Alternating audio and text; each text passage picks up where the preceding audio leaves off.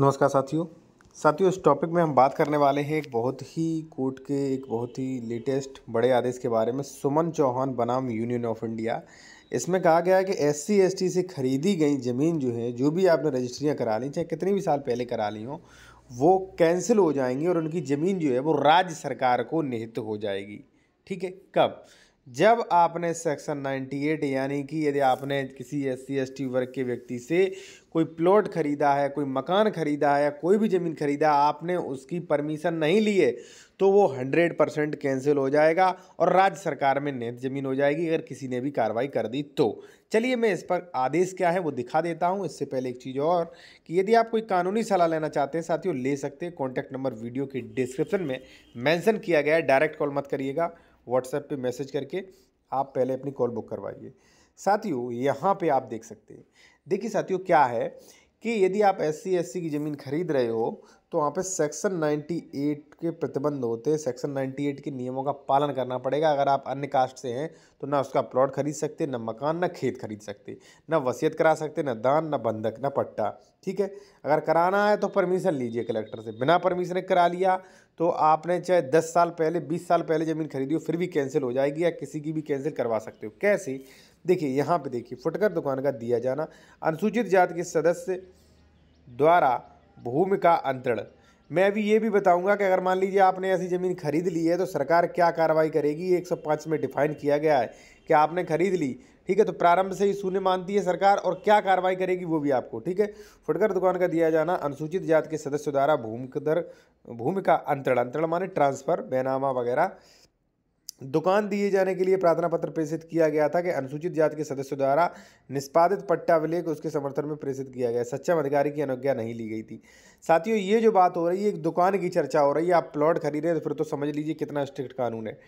अब देखिए, क्या अनुज्ञा नहीं दी गई थी। फुटकर दुकान दिए जाने के लिए अंक के लिए पट्टे पर विचार नहीं किया गया था। प्रश्न ये है, क्या उत्तर प्रदेश विनाश भूमि अधिनियम की धारा 154 का प्रावधान केवल कृषि भूमि पर लागू होंगे? कई लोग ये कहते हैं कि नहीं, ये तो कृषि भूमि पर लागू होंगे, प्लॉट दुकान पे नहीं। नहीं साथियों, अब देखिए क्वेश्चन मार्क टिक लगा है। यह धारित किया गया कि 157 का यानी कि सेक्शन 98 वाली ये जो है, पहले 157 का था, प्रावधान नहीं किया गया है कि यह केवल कृषि भूमि पर लागू होगा। ठीक है, यह धारित किया गया है कि कलेक्टर से अनुज्ञा लिए बिना पट्टा अभिलेख निष्पादित किया था उसे ठीक ही उपेक्षित कर दिया गया। उपेक्षित माने साथियों शून्य आप मान सकते हो। ठीक है, कि शून्य कर दिया गया है। ठीक है, यदि सक्षम प्राधिकारी से इजाजत लिए बिना अनुसूचित जाति के सदस्य का पट्टा अभिलेख निष्पादित किया गया है तो उसे उपेक्षित किया जा सकता है। उपेक्षित यानी कि कैंसिल, या जिसकी कोई भी मान्यता ना हो। ठीक है, इसके बाद ये साथियों जो ऑर्डर दिया गया है, ये दिया गया है Suman Chauhan versus union of India में। तो इससे स्पष्ट कह सकते हैं आप कि यदि आपने कोई भी एससी एसटी वर्ग के व्यक्ति से, यदि मान लीजिए आपने कोई प्लॉट खरीद लिया है, कोई मकान खरीद लिया है, या मान लीजिए बिना 90 सेक्शन जो 98 है उसमें बिना कलेक्टर की परमिशन के खेत खरीद लिया है, तो उसे कभी भी साथियों कैंसिल करवाया जा सकता है। अब मान लीजिए आपने खरीद लिया, अब आपके मन में अगर क्वेश्चन ये आ रहा है कि सरकार इस पर क्या कार्रवाई करेगी, इस पर नियम जो है वो क्या बनाए गए, तो चलिए वो भी जान लेते हैं। ठीक है, और लीगल एडवाइस के लिए संपर्क कर सकते हैं। कॉन्टैक्ट नंबर वीडियो के डिस्क्रिप्शन में मेंशन किया गया है, यहाँ पे आप देख सकते हो साथियों।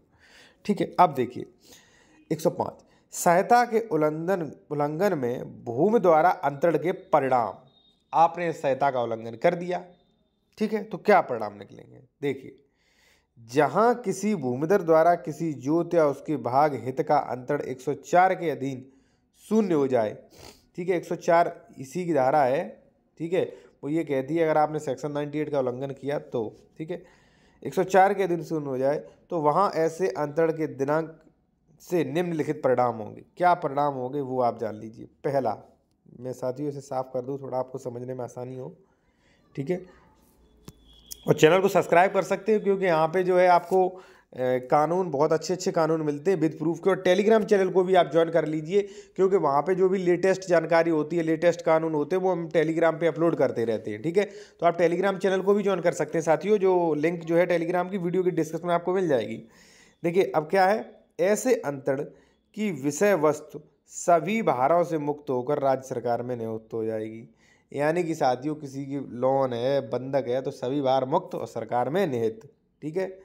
उस जोत या उसके भाग में विद्यमान वृक्ष, फसल, कुएं, सुधार सभी भारों से मुक्त होकर राज्य सरकार में निहित हो जाएंगे। अगर मान लीजिए आपने उसमें फसल लगा ली है, कुएं लगा ले, या मान लीजिए मिट्टी वगैरह डाल के कोई सुधार करा लिया है, तो वो भी सरकार आपका जब्त कर लेगी। ठीक है, क्लियर। कई लोगों को मुझसे कॉल आती है कि सर हमने बहुत पहले प्लाट लिया था, अब सरकार परेशान कर रही, नोटिस आ रहा है, राज्य सरकार में नहीं तो ज़मीन होने जा रही। वो यही परिणाम है, क्योंकि एडवोकेट आपको सही जानकारी नहीं देते, उनके पास टाइम नहीं होता, वो जानबूझ के नहीं देते, दे देंगे फिर कौन आएगा उनके पास।